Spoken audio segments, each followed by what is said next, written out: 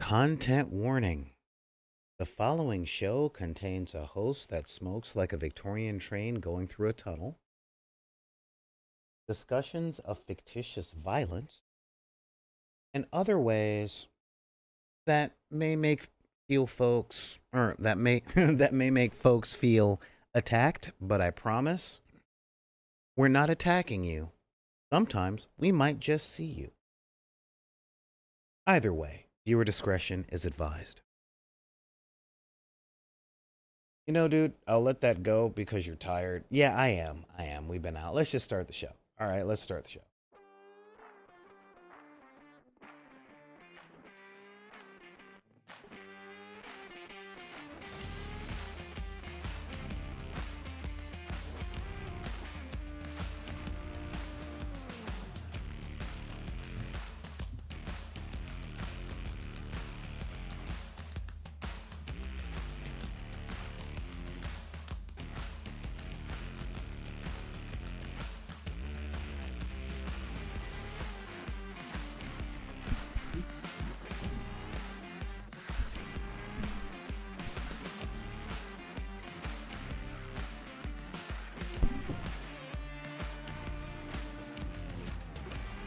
Hey, everybody, what is going on today? This is Solar Grid, the Cinematic Sorcerer, coming at you from the Wizard's Tower. What is going on?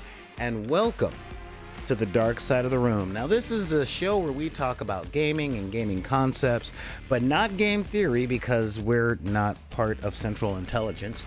Though we respect everything that those guys do, and our nation would not be as secure and awesome as it is without them. And we talk about what it's like to be gamers and things that any creative person really needs to know, even if games aren't your thing. Stick around because the stuff that we talk about applies to music and painting and drawing and writing and everything involved in taking something from here and putting it into the real world and all that stuff. Oh my god, we got a raid. And matter of fact, we didn't just get a raid, we got a raid at the beginning of the show. So thank you very much, Double Toasted Nick, you were still my man, and I spent a lot of time thinking about you this weekend because that was it, that was the whole thing. So we're being raided like we are cockroaches in a 1980s commercial. But with me today, because I ain't here alone. I definitely ain't here alone. I am here with someone who's a great entertainer who podcasts more than I do because they have an entirely other show before they log on with us, which means they're doing it twice. And you know them as a great entertainer, a great humanitarian, and my dear, dear friend for years. So all you thirsty boys, just make sure you say something in the comments. We are mentioning Mellow Cello herself. I'm sorry, Mrs. Johnson. Let me just introduce you here as Miss Heather Johnson. What is going on? How you doing? No worries. Hey, I go by either or. I'm non-binary, so hey, I appreciate either you using my name or hey, don't wear it out. I'm that chick, Pete. Well, fantastic. And today we've got a big old show because I am just back from the desert. I had to go take a walk in the desert to kind of get my head together and all that stuff so I can bring good context and good content for you and y'all, especially all my folks here from DT. What is going on? So if y'all got any questions, comments, compliments, insults, input, and or advice, send your stuff to backinthedeck@gmail.com. That's BACKINTHEDECK@gmail.com. And you can also hit me up on Twitter and Instagram, also under Back in the Deck, along with TikTok. But you got to find me under Big P. I made everything simple there on TikTok for the people that are under 40 years old, all right? Because, let's face it, if you're under 40, you're on TikTok. If you're in your 20s, you're definitely on TikTok. But if you're over 40, you are still on that wretched hive of scum and villainy known as Facebook. And with that, you guys can reach out to us on Deckers on the Book. All right, that is our open Facebook group where we show our creation, show the stuff we're working on, trade tips and tricks, and all that jazz. So, with that, I want to start the show, but before I do that, I am going to ask my co-host right here, where can they find you? Well, as Solar mentioned before, I do go on to another show in the mornings on Wednesdays at 11 a.m. Pacific Standard Time and 2 p.m. Eastern Standard Time. You can find me at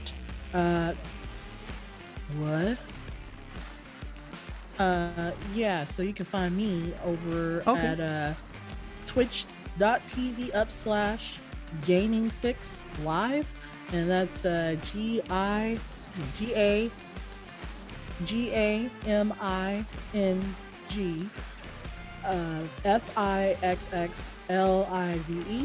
and you can find me there once again 11 a.m. Pacific Standard Time or 2 p.m. Eastern Standard Time. And we would love to have you come on, and even if you're just lurking, we'll shout out to you, or we'll just leave you lurking. And if you have any questions, comments, concerns, complaints, anything, please feel free to send them to me at my email, which is mellowcello007@gmail.com, and that's MELLOCELLO 007 at gmail.com. All right, thank you very much. And you know what I did? I actually put all that stuff in the chat. And I know, so if you guys are wondering, she was looking at me a little confused because my sister came into the studio and she's like, can I come? I'm like, yeah, you can talk to me. I'm muted and all that other stuff. All of that cinematic sorcery that we talk about doing while we're sitting up here staring at the camera. So now that you guys are here, I got to give a major shout out to all of my folks in the chat right now. We're talking Clever Little Vixen holding it down like gravity. Also, 1Ella1 Olivia. Olivia. We also got Emma Laura Amel. Or should I say Amy Laura or me Laura. We also got Bardic DW. What is going on, man? Let me know if you want to be on this show. I will send you a link. We've got Brown Guy Sashi. What's going on, Brown Guy Sashi? We've also got Buzz.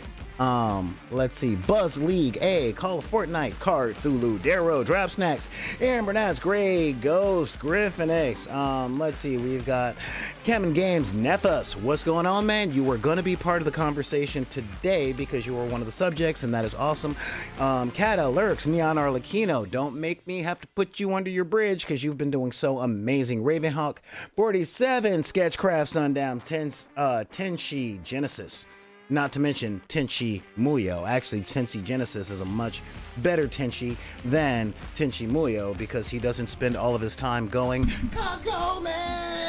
And of course, we've got the Chat-a-tat-tat, Mr. Nick himself, again with We Gon' Disagree. And I know we gon' disagree on a whole bunch of stuff. Disagree. And Mr. Xanathage, you're part of this today because we started a discussion on someone else's live stream today, and we're going to be talking about science versus philosophy. All right, because little Mr. Chicken Egg, well, it's definitely the egg for Bob, but the real question is, which came first, the chicken or the egg laid by the chicken? Don't think I don't forget. Don't think I don't see you. All right, like seriously, all right. So to bring you in on this, Heather, seriously, my guy Xanathades here, was watching our mutual friends live stream today. And, they said something about me because I'm like, man, those people, all those folks on YouTube and stuff in Canada, their work ethic is beast, all right? They're like Tyler Perry in this stuff when it comes to battle reports and painting videos and vlogs and all that stuff. And, the War Mistress was like, oh, yeah, this coming from someone who freaking podcasts 5 days a week, pot and kettle. And I'm like, who knows black better than the pot or the kettle? No, I didn't pull the race card, although I came close. But, and I'm like, hey, that's no way to tell everybody that I'm in your chat that I'm black. But no, And I'm like, well, who knows black better than the pot or kettle? And then she's like, yeah, I guess chicken or the egg, huh? And then that started a whole thing. And Mr. Xanathase right here starts hitting us with science for a philosophical thing. And I'm like, yeah, great. Yeah, I know technically we know the chicken came first, because if we're looking at which came first, the chicken or the egg, the question is, are we talking about an egg that was laid by a chicken? So the first egg to produce a chicken that was made by a chicken. And I'm like, dude, sharpen your sword a little harder for all that hair splitting. So Well, what I was gonna say is that it was neither. It was the Velociraptor. mm, you know, there's no scientific basis to say that the chicken comes directly from velociraptors, but that birds do come from dinosaurs. But I'm not sure which dinosaur gave way to which bird, except for maybe the brontosaurus leading directly to the penguin, because neither one of them can fly. So, You got me. I don't know nothing, man. yeah. All I know is the modern day dinosaurs that are still walking around, like the turtles, the monitor lizards, and of course, all the stuff that's in the ocean, because the ocean is a whole bunch of darkness. It's darkness, disease, surrounded by monsters and can't breathe. That's all I gotta say. Hey, stop describing Long Beach. I'm not describing Long Beach, because I didn't mention one thing about people mumbling to themselves while they're swimming or anything like that. So yeah. Oh my god. You spent 100 points to do an actually, Neon Arlecchino. I'll allow it. I'll allow it. You do that whole thing. Also, final thing. If y'all find value in what we are doing, all right, and you guys want to help us keep the lights on so we can see the black cat changing colors, I'm putting up where you guys can help us out fiscally right here in the chat, to make sure that you guys can hit us up with a donation or join our Patreon, or maybe even buy a t-shirt or two. I'm also really working on getting the Back in the Deck in-house merch back up to spec. I'm so close, so close. But yeah, so let's get into the subject matter, because we ended up being late today because I had to, you know how like you come in and your computer is like, hey, my name is Windows, and I just got to do a quick update. You mind restarting me real quick? Just won't take half a minute. Just real quick. And I'm like, all right, fine, real quick. And it was like, ha ha, gotcha. Now you know what? You may as well go run a marathon, because this gonna take as long as it takes. And I'm like, that is on my nerves. Don't you like work on an Apple or something? I'm talking to you, Heather. Don't I work on an Apple? Yeah, I mean, No, I'm on Microsoft, man. I'm on a tablet. okay, so it was like, yeah, we working on this, so don't turn off your computer. And then it restarted, and then it's like, I restarted. That's good, because we still got another 60% to go. I'm like, mother, yeah. So but we're here. So, as you guys know, I spent the past few days in Nevada, catching up with some of my military buddies. And it was interesting, because there were two of us that were military and the other two of us that went the college route, which was really cool. So it was two teachers and two soldiers, but one of the soldiers is also a teacher, and it was like his whole thing. So we went to Vegas and had a very grown-up trip, okay? And when I say grown-up trip, I mean, a lot of people think, yeah, we going to Vegas, man. We going to have an adult trip. We going to the club. We going to the Bunny Ranch. We going to all that other stuff. No, we had a grown-up trip, which is a lot of food, a lot of not leaving the hotel, a little bit of playing games, a lot of food, and a show or two. That's what we ended up doing. So essentially, I'm like, wow. And it was very interesting, because there are a lot of pretty people in Las Vegas. I see a lot of really good looking people, and I don't know what it is about Vegas that makes people put on their best outfits. Like, I'm seeing dudes walk around in suits that cost a minimum of $1,000, and every woman is putting on her fetching outfit. And I'm like, y'all haven't left the lobby to this hotel in like 4 hours. What are you wearing and why? you know? And a friend of mine, a friend of mine, um, was like, he went on Tinder one night, and he's like, I gotta move to Vegas. I'm like, dude, you realize that every single person you're looking at on your Tinder was born on a day that you probably know what you were doing on, right? Because we're old now. We're old. And I felt really bad because I saw a lot of young attractive people having their adult trips, but they just didn't know where the clubs were. So they're all dressed to the nines and they don't know where to go. And if I was the man I was 10 years ago, I would have been like, hey, youngsters, y'all look like you're looking for something to do. Follow me. Let's go. I'm going to guide you through Vegas. And this trip, I was like, good luck. Because I am so old and so tired now, So what, are you writing a term paper or something? No, I'm promoting. Promoting? Promoting. No, so you're like, spreading the word. oh, that we're live and all that stuff. Okay, all right. Yo, because somebody's messaging me and I'm like, hey, feel free to spread all that, talk about all that in the chat on the show. I'm live now. So, Exactly. I'm trying to keep it short and sweet, and I also, hook, line, and sinker. Bring them in. Oh, okay. All right. Cool. Maybe you want to sprinkle a little crack on it too. Just just a little bit. Just sprinkle. Yeah. Just there you go. All right.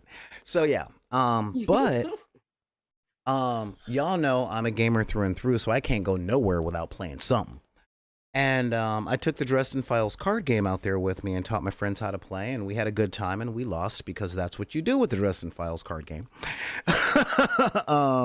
Especially because all of us have read the books. So I'm like, yeah, that's a thing. So we did I didn't play Harry because it's impolite to play the main character when you're showing someone how to play a game. So I played Butters, and that was cool. But also Vegas is a place where you go and you gamble and you play games and sometimes you get money for it. And it got me thinking about this week's theme, okay? And today I'm like, the act of playing games for enjoyment. This is something that is really prominent in theory when it comes to being in Las Vegas, and prominent in theory when being at the game table or anything that you do for fun. Vegas brings it out in me because when you win, you get money. And I need money. However, if you lose, did you have a crappy time? There's a psychological thing that's out there that says, and this is really prominent within the realms of the internet, specifically with streaming, live casting, all this stuff that we do, because there are comment sections. And it's really easy to focus on the negative comments. Like you get 10,000, dude, that is awesome. I love that. And then one comment that says, you're an idiot. And it's easy to be like, oh God, I'm so turn on the shower so I can curl up and cry. That kind of thing. And when it comes to playing games, when you're playing at a regular gaming table and you lose, a lot of people suffer the condition that I've learned to call tilted, thanks to the Canadian Warhammer community, and that is the sour grapes feeling of losing a game or something like that. And considering I was in Las Vegas for 3 days, when sour grapes means you've lost next month's mortgage, I have to ask the question, how much fun can be had on that? But you get what I mean now. Like when the losing can come at a major consequence. It's like, man, I just lost $500, but I had a blast doing it. I didn't lose $500, by the way. I haven't seen $500 that I could spend for a little while.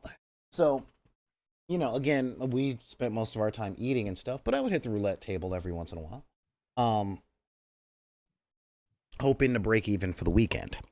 Um, so with that being said, though, um, I kept thinking, um, because you're around hundreds of people playing games, and of course, when somebody's winning at any casino table, it gets loud. People are like, Mm-hmm. "Woo, yeah, yeah!" Whole Yep. tables having fun, Mhm. and it got me wondering: is fun primarily predicated on winning? Okay, because I personally don't believe that it is. I Interesting. don't either. Hang on here. What is there? I have a comment here. I'm gonna reload this because I think I'm getting a chat from YouTube, which is cool. Ooh. Yeah, yeah. Again, when the computer updated, there was a whole bunch of stuff. But hello, everyone watching on YouTube. Oh, there we go.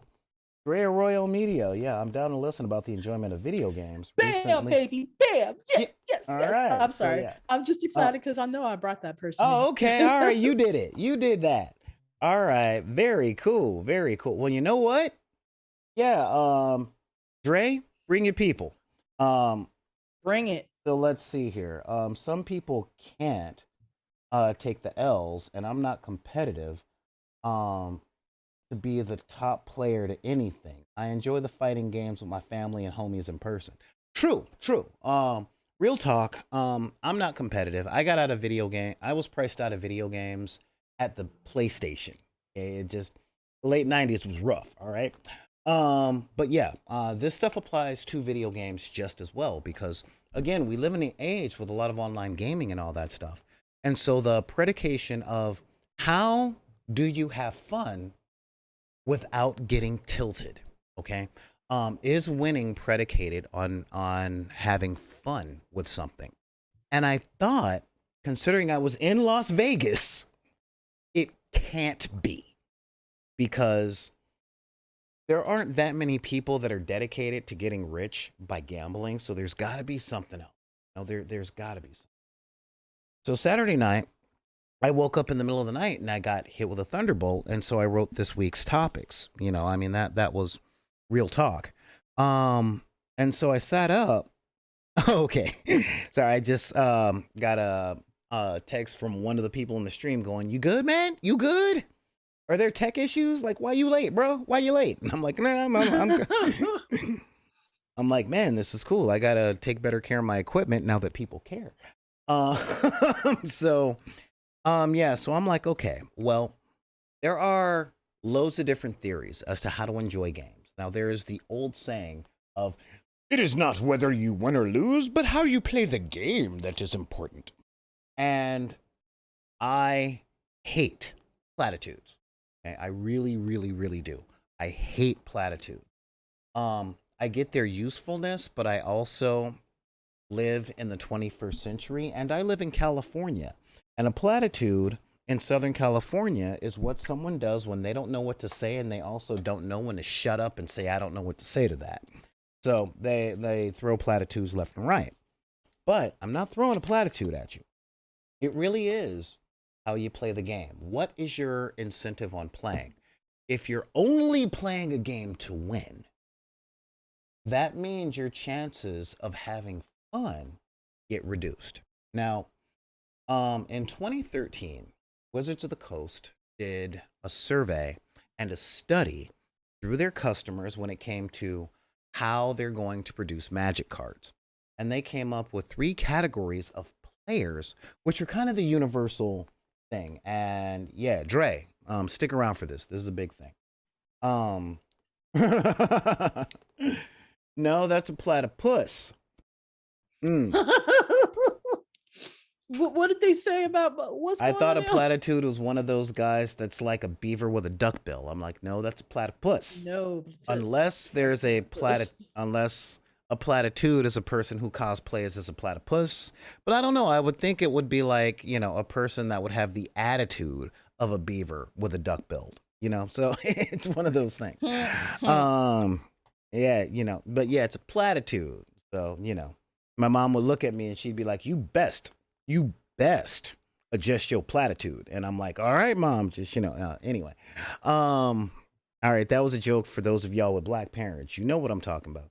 Anyway, All right. um, so platitudes and stuff aside, and platty dudes aside, not to be confused with bronies. Um, sorry, I just had a mindset of like, My Little Pony, but starring platypi. Anyway, um, yeah. But with that, I gotta ask the question. Not whether you win or lose, but how you play the game. Well, the question comes down to is what makes a game enjoyable and how can players tap into that enjoyment?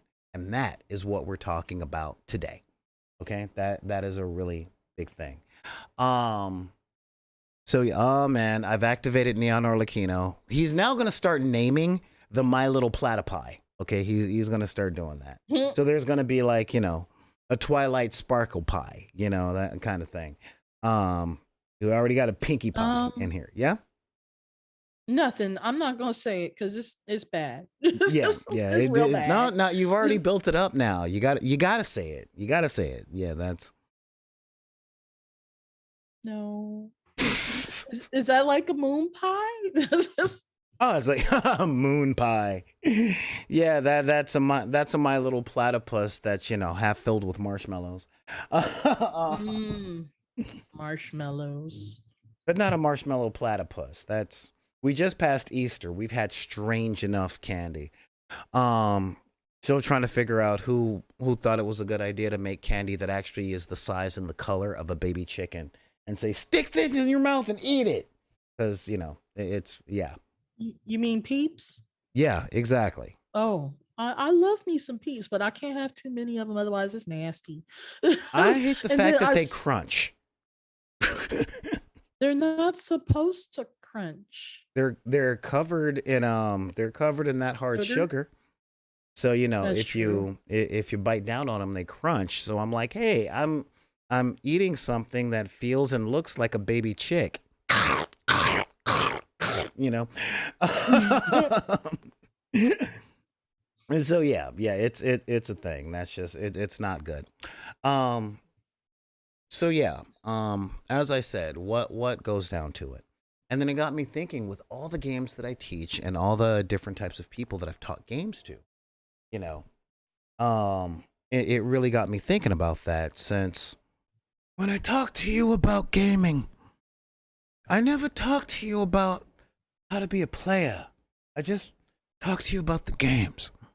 And you come to me the way a gamer should come to a GM. And wasn't enough time, but I gotta make the time. So, that was directed at you, Heather. Thank you, Godfather. uh, one day you're gonna be the GM. GM, storyteller, narrator, something. Gotta make sure there's time. Um, so yeah. So as I said, I actually started thinking, how is it that a person can actually enjoy a game? And I've come down to some points. The very first thing that is important in enjoying a game is learning the rules with the intention of learning the rules. Okay. I know it sounds asinine. And you can say it, you can call me. It's like, wow, that is learn the rules with the intention on learning the rules. What amazing advice. Follow No, me. that's actually, Yeah. I'm going to say why it's actually a good point that you bring it up, because a lot of folks will just come in with the intention of playing the game and messing with players' heads, or, as my old GM used to say, we came into their game and they were hanging up doilies and we were came in with pickaxes ready to destroy everything. So, there's more motivation to destroy things than to actually be a part of something that's uplifting. Well, just where we live, I can't believe it's that way universally. But I think Mm, the term that you were looking for actually was a lot of people come in with the intention of, like I said, Learn the game with the intention on learning the game. Don't learn the game with the intention on winning that day, that time. You know, it's like I've known a lot of players over the course of my life that even when they're trying to learn a new game, if they don't win quickly, easily, and automatically, then they're not interested. And I'm like, okay, all right, that's how you're playing. That's how you're playing. Um, we got Dre over So there on then, yeah. so then, would you call that person a power player? Because that seems like the kind of thing that power players would do. Actually, no, I call that person an athlete. Um, And ath- I've actually found it most prominent, especially when you're teaching adults how to play games. Um, that within the realms of people who learn games, but who have a background in sports. Because sports, technically, you're playing games. But if you were on a hockey team or a soccer team or baseball, basketball, football, whatever it was that you were playing when you were growing up, a lot of stuff, a lot of stuff gets ingrained of the platitudes of it's a sports game, it's about being in a team, blah blah blah blah blah. But when it came down, it was get out there, Andrew. You're supposed to win, win. Get out there. What are you talking about, ref? He only knocked out two teeth. That shouldn't be a foul. That kind of thing. And playing the game doesn't bode as important as winning the game when it comes to sports. Okay. Um. So yeah, it really was. This is something that's really prominent with people that have a background in playing sports, or most games that are competitive. And I say competitive because my very narrow definition of competition is what do you win if you win? So if I win the game and I don't walk away with anything but a good feeling, I'm not competitive. Now, if I win the game and I get my mortgage for a month, then yeah, that's that kind of thing. But I really had to give some thought as to what these things come down to. So, um, one of the things that came to mind was this 2013 article from Wizards of the Coast, which was which really came down to the three archetypes of player mentalities that Wizards of the Coast found: the Timmy, the Johnny, and Spike. Um, Essentially, in a nutshell, they now, I was told about this article from a friend of mine, and the way he pitched it gave me a weird lens. And this is something that's just burrowed into my head because it goes against my nature. But Timmy is technically a power gamer by their standards, but what they do is they have a thing that they really want to do. Like, we're going to play a miniatures game. I want to play with this big thing even though it's 90% of my army. um and when it comes to video games, it's I'm going to win, or if I win or lose, I'm gonna pull off that super move. Okay. If I'm playing a Tuma in Street Fighter, that screen is gonna get washed out, and I'm gonna see that symbol. I don't care if I lose, but that's what I'm gonna do. It's the Pyrrhic victory based on the really big over the top thing. Now, in this article, they focus on each types of players, and they say if this player wins X out of 10 games, then they're happy. But it just focuses so much on them winning the game via their technique. They go quality of victory versus the quantity of victories. So Timmy's like the really, really big thing. Johnny's like the creative ways. They like putting together teams. They like figuring out combos and stuff like that. And they like thinking outside the box. And then the Spike is the one that uses mathematical analysis to make sure that winning happens most often. Okay, they're the technical players. They're the ones who love the strategy and not as much the tactics. Okay. But everything they do is based on efficiency and expedience, you know? And those are the three flavors of fun that they believe people are broken into. And I kind of agree with their findings, but not entirely, because their thing is predicated on winning. But again, I was just in Las Vegas. And I think 1% of the people actually win when it comes to Las Vegas. You know what I mean? Yeah, I do. You know, So so then yeah. I was just gonna ask. I'm sure you're gonna go into it though, but when it comes to those type of players or those kind of people and they lose, you generally see them upset.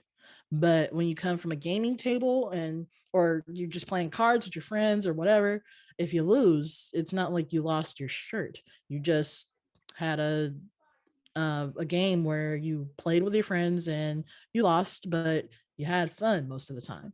That's what I see in the community. Well, there is a lot of that. So what I want to do is I want to go into the process of how I've seen and I myself have become the type of gamer that can have fun under any circumstances, win or lose. Okay.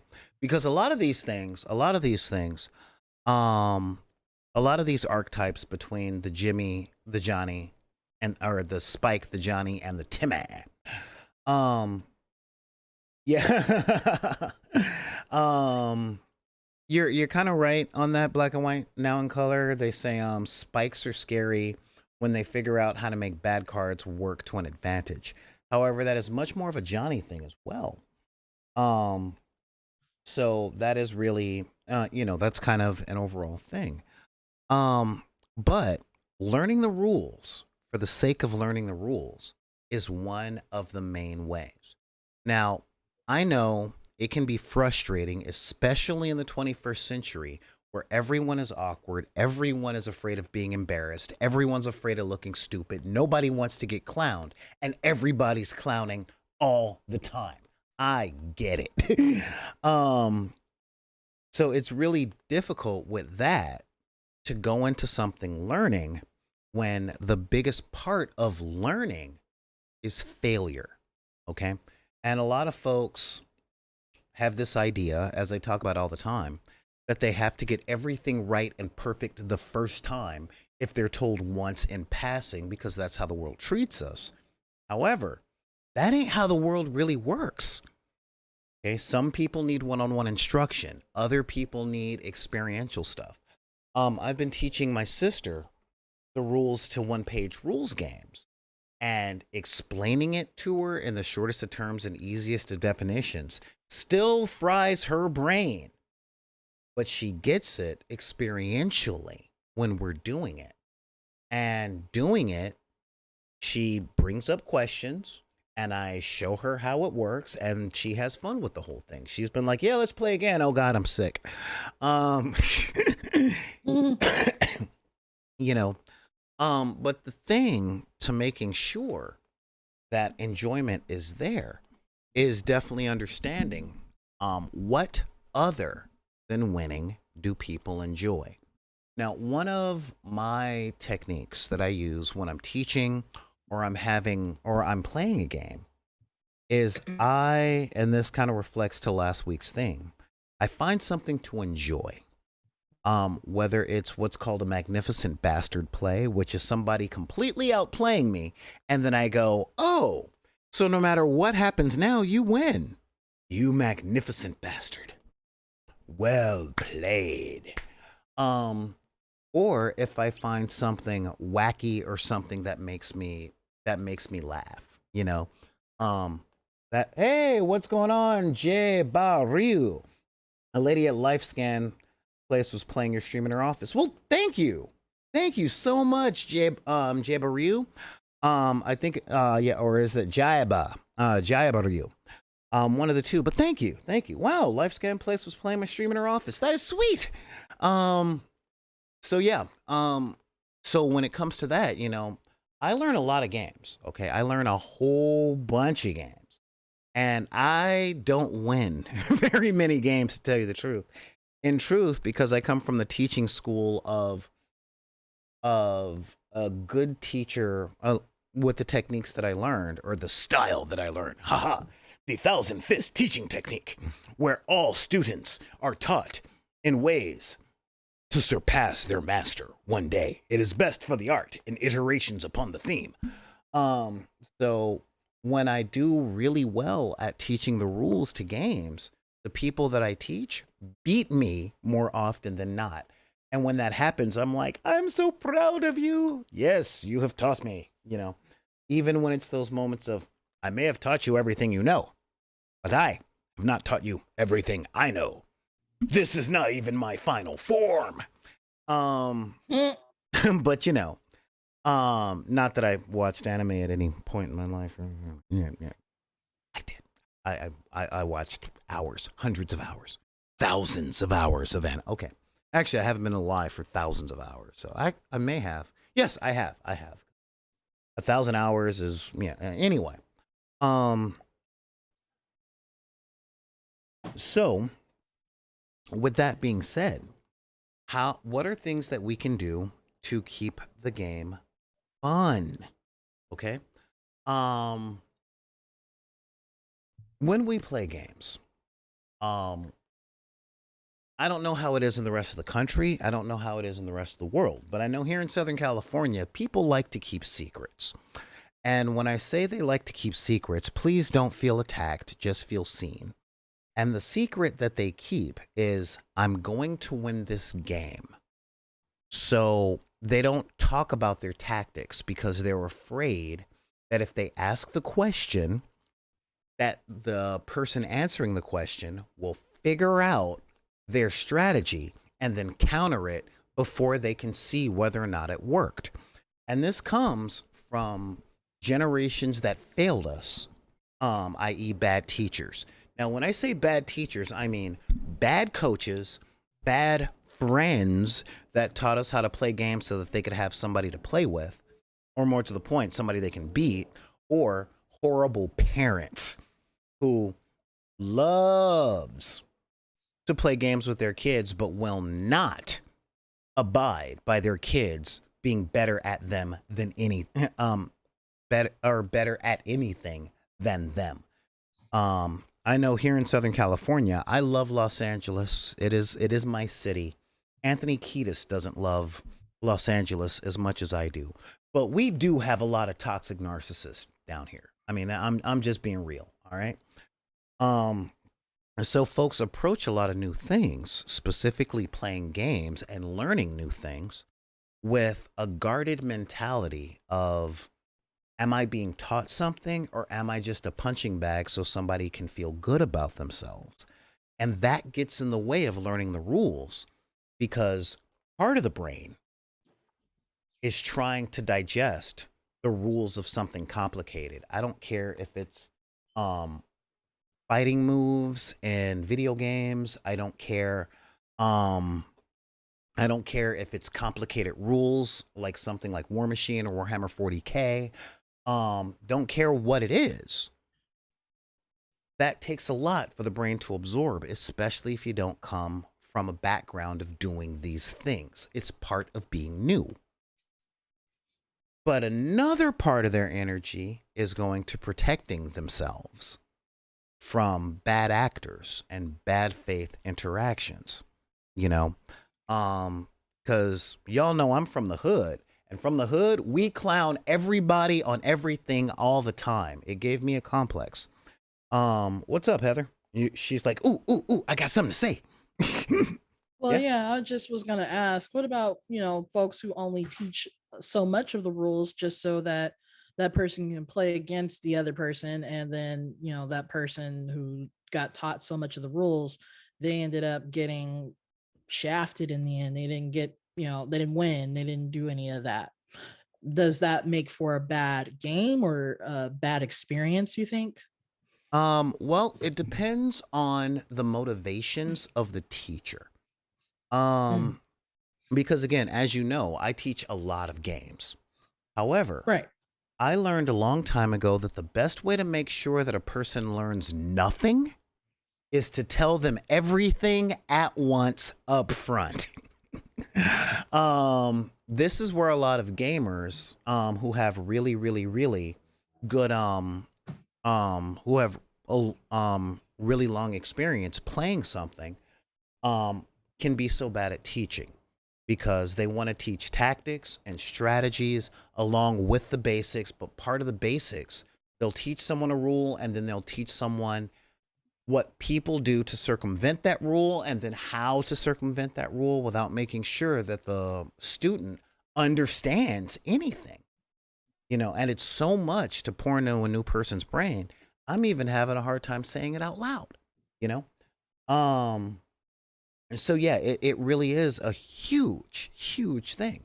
But when I teach, one of the things, and I put this in my notes for this week, is understanding the fundamental purpose of the thing that you're teaching and starting with that. Okay. As you guys know, I teach a lot of role playing games and a lot of tabletop war games. Okay. A lot of miniature war games. Um, Now, with miniature wargaming, everything comes from Warhammer 40K in people's minds, but it being other games April, I want to talk about the game Carnivale, which is amazing. Okay. It is a tabletop war game. And most people hear war game and they want to talk about combat. How does my little toy soldier go pew pew or stab stab at another toy soldier? But in Carnivale, pew pew stab stab is a really important part. However, there's cast spelly spelly, and movement is what this game was built on. So you don't move in Carnivale in the same way that you do in any other military game. Um, Most military game is okay. These figures move this way across the battlefield, and if this is a forest, then they slow down, and sometimes they have to climb cliffs, which slows down their movement and all that. Where Carnivale is Assassin's Creed as a as a tabletop war game. So your figure isn't just we march, we march, we march, we march, and stab, stab, stabby, stabby, wab, wab. No, we don't. It's like, okay, that person's coming through. Cool, I'm going to jump on this thing, and then I'm going to jump on that. Then I'm going to climb a building, and I'm going to jump from rooftop to rooftop to rooftop, because if that guy punches me in the face, I'm dead. But you know what? I can run. I can run. I can steal the thing. I can get across town before they get there to make my face stop being a face with the force of their fist. So when I teach that game, I let them know this game is different because of movement. Okay, but when I'm teaching one page rules, that game is based on combat, shooty, shooty, stab, stab. So I start by teaching the basic move, shoot, move, stab. How can we do this? These are the basic fundamentals. This was when I was teaching the game Hero Clicks. I never used superpowers because every game, I don't care if it's Dungeons and Dragons, basketball, any fighting games, anything like that. There is the basic premise and the basic characters, and then what differentiates every game from another are the shenanigans that are involved. Always shenanigans. So many shenanigans. Let's see, what is this? Oh, is it more objective based? It can be, yes. Carnivale is objective based, but most tabletop war games are going objective because wiping your opponent off the board can lead to way too many feel bad moments. If you guys are wondering what that means, that's too many moments in play where you just feel bad and it's not fun.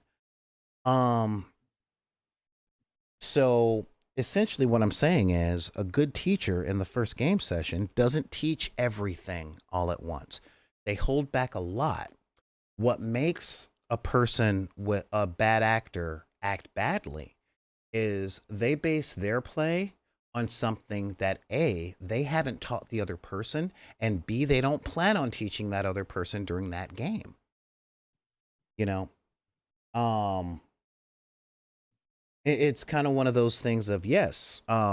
It's like if you guys play Yu-Gi-Oh, it's not telling the person you're teaching about trap cards and then making your deck all traps. Or if you're playing Magic the Gathering, teaching them about spending mana and summoning monsters, but you're teaching them with your deck that cancels everything all the time. It just it doesn't bring fun because it leads the person to believing that they're just going to be a punching bag. And a lot of people go into learning something with those bad memories from the bad actors for the past 20 or 30 years. And I can say this because I've been in a lot of places where the people didn't want me there. So they only gave me enough information to make them not feel like racist jerks. Um, but um yeah, but they teach me enough for plausible deniability, although they don't want me there. But if I come out and say, look, you just don't want me here, say it. They're like, no, no, no, it's not that. I just had you back. That's what they do. Yeah, we've got Jeba Ryu with that phrase, let me tell you why you're effed. you know, and to keep things fun, the things that make people have fun across the board are senses of accomplishment, feelings of growth, and the hope of victory. Okay, just the hope of victory, even if they don't win. I know a lot. Seth Skarkowski, one of my favorite YouTube GMs, one of my absolute favorites. He talked about GMs flubbing the dice to make the game go smoother. And his example was one of his players goes against the boss. It is boss battle time. And his player rolls to attack, and the big boss rolls his defense roll. Or no, sorry, the big boss rolls to attack, and he gets a critical hit and does max damage, enough to kill that player outright. Now, does the big boss man destroy the character that this player's been playing for the past 4 months trying to get to that boss battle? Or do we put the victory of the boss to the side, we stick a pin in that, and we let them play out the fight scene without their knowledge? And a really good GM will let the player play out the fight scene, but they'll still ultimately lose. But they'll feel as though they had a chance of winning. They'll be able to play whether or not they win. And this is something that I saw in Las Vegas this weekend at every casino I've ever been at. I have personally left a lot of casinos really angry because I had a lot of bets on my blackjack hand, and I'm sitting pretty on 20. The dealer is showing a 3. And so all they have to do is draw a face card, and after that face card, it's done. It is after that face card, they bust, I win my money. And they might be showing a 3, and then after that 3, they'll reveal their card, and it's a face card, so it's like, yeah, they're at 10. That is great. This is what I'm looking for. It's 13. And then they'll draw a 2 to 15, and then a 3, or no, another 2 to 15, and then a 6 to 21. So I'm sitting up there with 2 face cards, and I lose all my money because boom, they get 21. And when that happens 4 hands in a row, yeah, you feel bad when you're leaving the casino. But I mean, it really sucks. But oh yeah, as Clever Little Vixen is saying, well fought losses,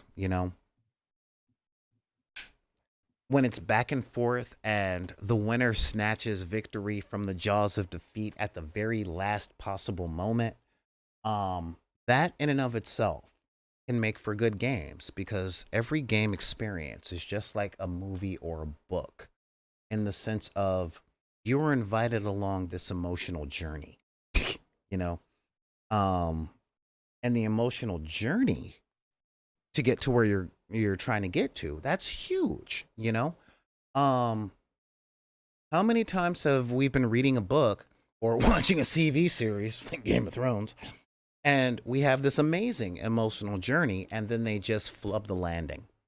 They have a bad last season or a bad last couple of episodes type thing. You know. But I don't know. Well, you're pretty quiet on this one. Talk to me. Um, well, to go with what you were saying with Game of Thrones, I didn't see the last couple of seasons, but I did see the end of the last season, and nobody was happy with that. Nobody wanted that. Least of all, George R. R. Martin wanted that. And it leaves you with a bad taste in your mouth when you have that.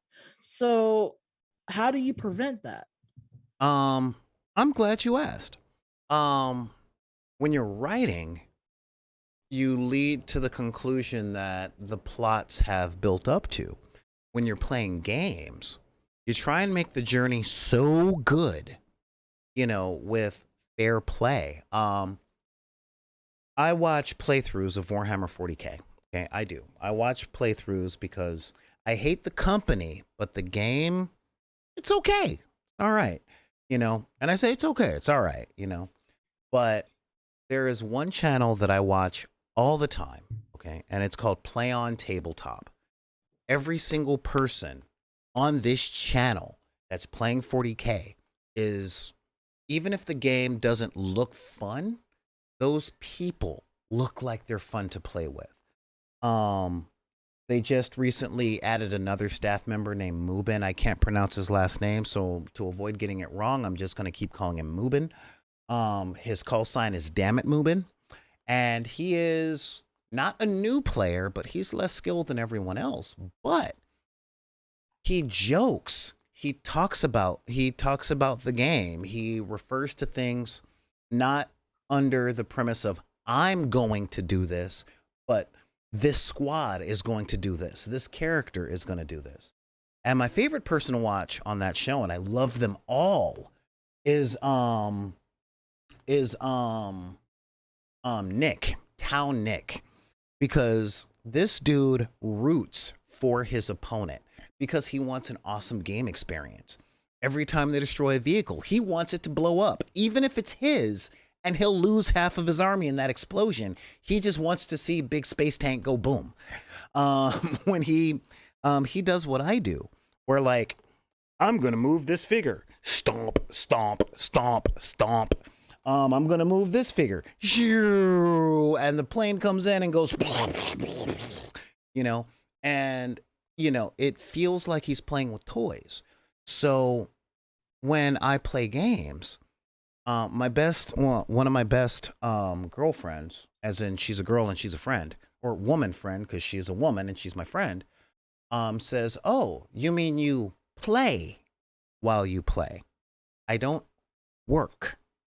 And a lot of people go into these things when they're trying to play these games. They're not looking to play; they work these games.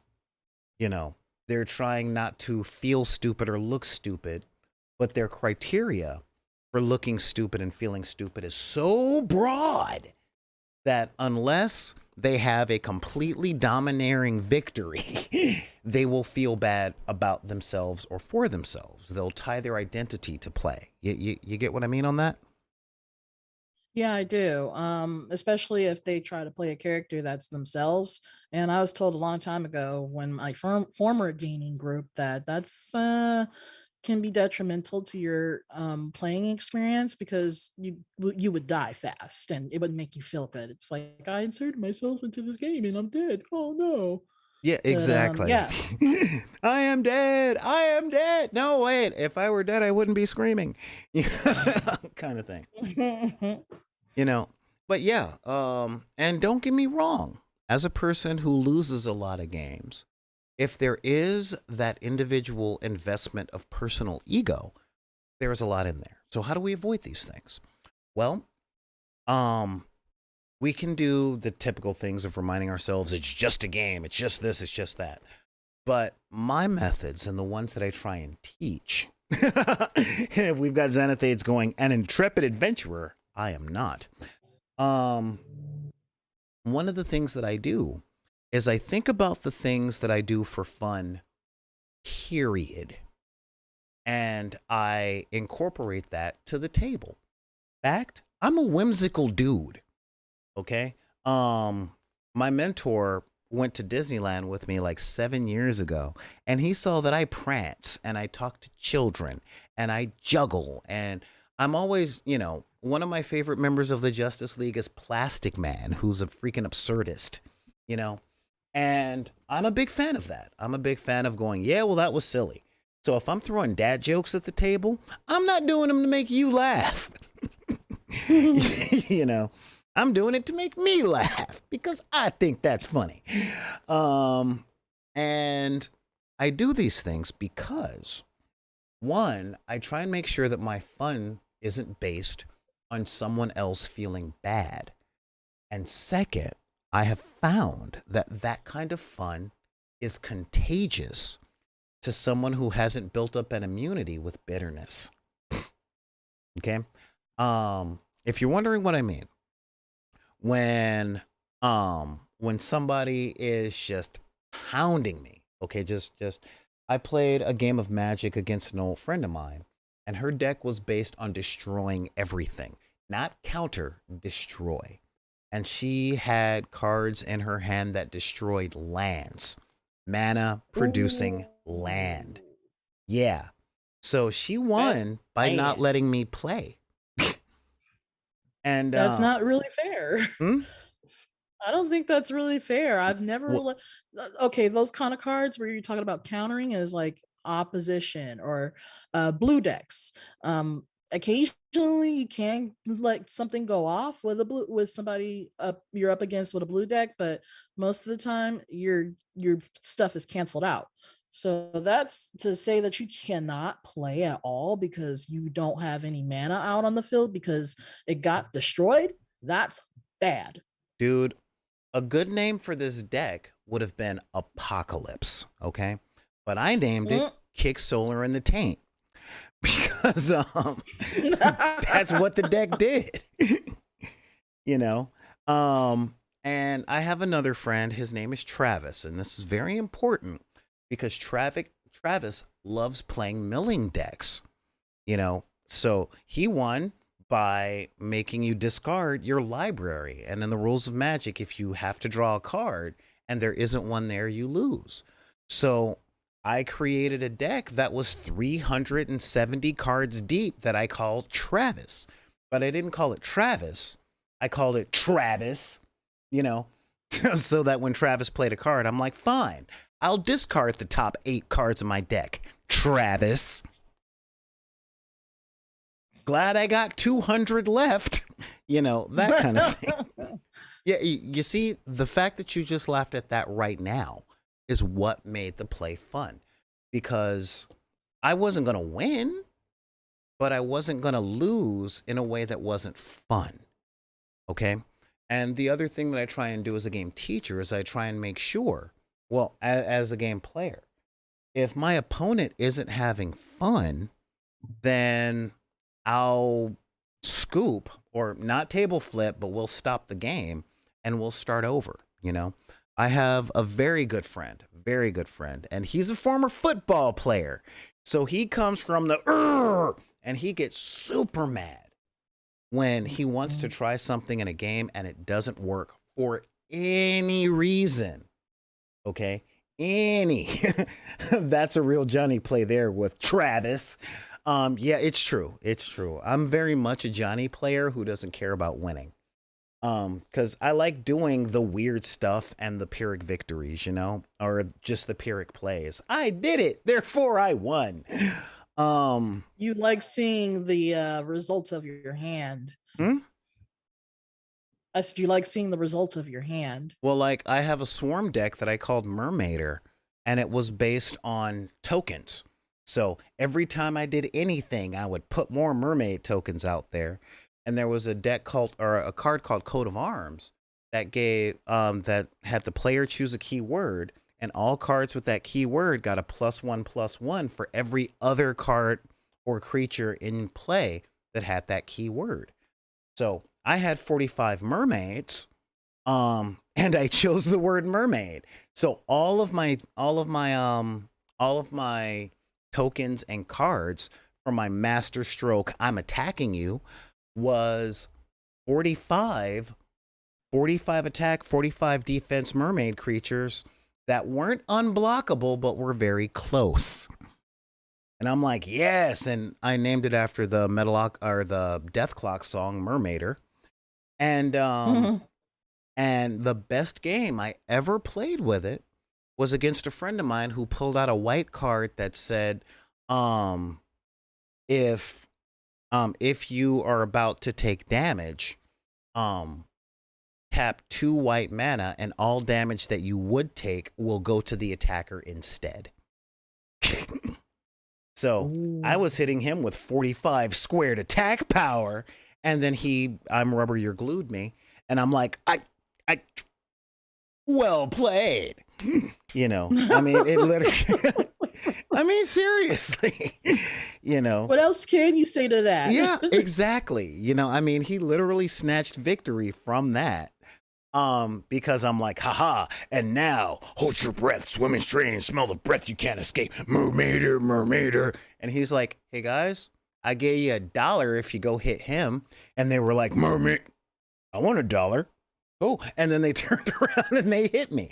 And I'm like, you know what? Yeah, I only have like 11 points left, and, you know, not 45 squared, you know?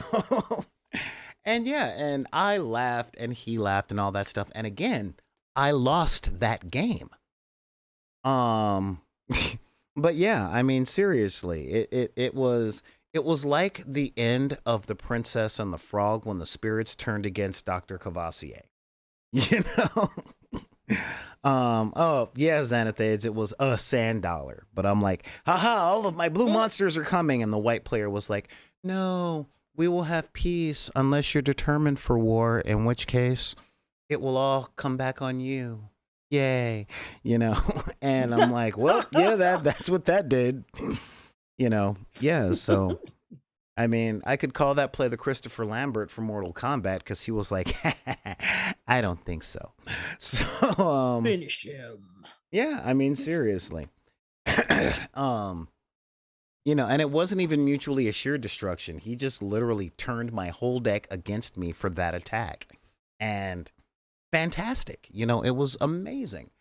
But I haven't, my friend that gets mad whenever something doesn't go right, he even gets mad when the dice come up all ones, you know? And I'm just I celebrate that actually, because it's rare for that to actually happen. But when it does, it's like, whoa, that's phenomenal. Even though I just failed fantastically. So, dude, I actually took a picture. I actually took a picture of that. Yeah, you know what? And that's what I'm talking about. You know, but the first thing to do is to learn the rules with the intention on learning the rules. Okay, to learn the rules. To be like, how is this game actually played? What are my moves? All right, how do I get the base core mechanics down? And all the games except for STL Fleets, from One Page Rules, everything can move 6 inches unless there's something on the card that says otherwise. You're rolling dice for attack. You know, I get them into the basic lexicon. Now, are there mission cards? Yes. Are there command points? There could be. Are there side missions and objectives and all that other stuff? Yeah, there could be. Oh my God, I'm fluctuating. Yes, all of those things are not just possible, they're part of the game, but they're not part of the game when you're okay. Because the core mechanics of a good game are fun in and of themselves, you know. Oh yeah. Clever Little Vixen is saying the best is when that happens right after you say, I succeed on anything but a 1. And then you roll all 1s, you know? And you're sitting up and you're yelling at the sky, come on! You know, I rolled 36 dice. How did they all come up 1s? You know? They're cursed. Huh? I said they're cursed. No, the dice gods just looked at you and said, not today. You know? and Pretty um much. and I can tell you that's happened to me at the casino when money was on the line. I'm like, there is no Um, way I can lose 11 hands in a row on blackjack. Like, are there any fives or tens in that deck? There must be. The dealer's getting all of them and they keep getting 20s. I mean, seriously, it was maddening. Um, but then I look back on it and I'm like, that is a statistical fluke. And it happened against me. Wow. And but the thing is, when you know the rules, you can play the game without that fear of I'm being exploited to make someone feel good at my expense. Okay. Now, this week we're going to be focusing on that subject all the way. Where they bumped into a wizard that was disguised as a homeless man outside of Walmart. Are you following me?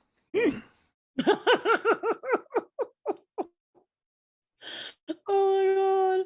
Hmm. You must be following me because I put down the sign. Don't get me wrong, but yeah. No, not how to exploit people, Neon. This week on how to have fun. Okay. Tomorrow we're gonna talk about rule sets. Okay. Um, Rule sets and a little bit of crunch when it comes to the tabletop stuff. Not to learn a specific game, but to try and decipher how to get to the rules. Like we've talked about the difference between um raw and rye, as in RAW, rules as written. It's you know what? I'm cool, Jabba Ryu, but next time, I'll take folding. You don't need change. I'll happily take 20s. Um, yeah, but not we've talked a little bit about rules as written versus rules as intended. Okay, but we're gonna look at some rules to see what the game really comes down to, and we're gonna look at some tools that gamers can use to get a gist of the rules to whatever game they're using. These tools are kind of universal.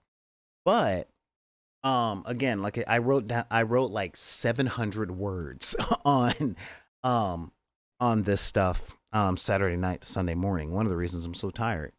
But one of the things that we are gonna cover is the fact that a lot of game rules, I don't care if it's a board game, a tabletop minis game, sometimes even the rules to Uno are written like stereo instructions, and we're going to go over why they're written that way in each case, because there is intention on it, and it has a lot to do with the intended audience of the companies that write them. So this is really big because the tools that I'm hoping to impart to you guys tomorrow go well beyond gaming, well beyond, and it's understanding the arterial intention. And this is one of the things that helped me not hate things. What was it? There was something that someone talked about, with a movie, and they're like, "Yeah, I really just didn't like, I just really didn't like this movie," and the reply from their friend was, "Oh, you didn't like something that wasn't written for you, didn't keep you in mind, and doesn't think about you because it's written for someone who's not you?" Shock. Um, but how do you determine, not whether or not it's written for you, but how do you determine what something or who something is written for? And that's what we're going to get into tomorrow. Okay. Does this sound like fun, Heather? oh yeah, I cannot wait for this one. It's a thing. It's a thing. I'm So, gonna be chomping at the bit. hmm? Chomping at the bit for that. I said I'm gonna be chomping at the bit for that. Is that sarcasm? Because I haven't learned. I haven't learned your. No, Hey, I'm just checking. that look was sarcasm. Oh, okay. Just the look I just gave you was sarcasm. Like, really? Come on now. So yeah, and if you guys want to do a little research, one of the games that I am going to bring up is the Legend of Five Rings card game from AEG, um, because that's a game I could tell who it was written for, but there are other games that are out there that are written for people that have trauma from other games, or who have the mindset of, if the we're really going to be doing a comparison between Dungeons and Dragons 5th edition and Pathfinder, because this comes up a whole lot. Okay, guys? And again, understanding what it's written, understanding the intention and why something was created will definitely help open the door to fun. All right? So please join us tomorrow for that. Anything to send us out on, Heather?